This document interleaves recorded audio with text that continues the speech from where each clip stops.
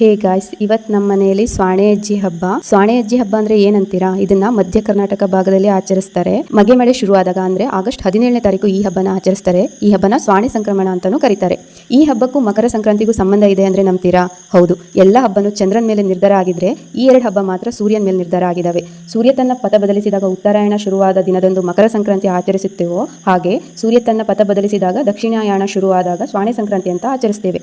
ಹೇಗೆ ಮಕರ ಸಂಕ್ರಮಣದಿಂದ ರಾತ್ರಿ ಕಡಿಮೆಯಾಗಿ ಹಗಲು ಜಾಸ್ತಿ ಆಗುತ್ತಾ ಹೋಗ್ತದೆಯೋ ಹಾಗೆ ಸ್ವಾಣೆ ಸಂಕ್ರಮಣದಿಂದ ಅಂದರೆ ಕರ್ಕಾಟಕ ಸಂಕ್ರಮಣದಿಂದ ಹಗಲು ಕಡಿಮೆಯಾಗಿ ರಾತ್ರಿ ಜಾಸ್ತಿ ಆಗ್ತಾ ಹೋಗುತ್ತೆ. ಹಾಗಾಗಿ ಮಕರ ಸಂಕ್ರಾಂತಿನ ಹಗಲು ಆಚರಿಸಿದ್ರೆ ಸ್ವಾಣೆ ಸಂಕ್ರಾಂತಿನ ರಾತ್ರಿ ಆಚರಿಸ್ತಾರೆ. ಹಾಗೆ ಎಲ್ಲ ಹಬ್ಬದ ಬಗ್ಗೆನೂ ನಮ್ಮ ಹಿರಿಯರು ತುಂಬಾ ಕತೆ ಹೇಳ್ತಾರೆ. ಹಾಗೆ ಈ ಹಬ್ಬದ ಬಗ್ಗೆನೂ ಒಂದು ಕತೆ ಇದೆ. ಹಿಂದೆ ಪಾರ್ವತಿ ನನ್ನ ತವ್ರ ಮನೆಗೆ ಹೋಗ್ಬೇಕು ಅಂತ ಶಿವನ ಹತ್ರ ಕೇಳಿದಾಗ ಶಿವ ಈಗ ಮಳೆಗಾಲ ಇದೆ, ಇವಾಗ ಹೋದ್ರೆ ಅವ್ರಿಗೆ ಕಷ್ಟ ಆಗುತ್ತೆ, ಬೇಡ ಇವಾಗ ಹೋಗೋದು ಅಂತ ಹೇಳ್ತಾನೆ. ಆದ್ರೂ ಪಾರ್ವತಿ ನಾನು ಹೋಗ್ಲೇಬೇಕು ಅಂದಾಗ ಶಿವ ನಾನು ಹೋಗಿ ಅಲ್ಲಿನ ಪರಿಸ್ಥಿತಿನ ನೋಡ್ಕೊಂಡು ಬರ್ತೀನಿ ಅಂತ ಅಜ್ಜಿ ರೂಪದಲ್ಲಿ ಬರ್ತಾನೆ.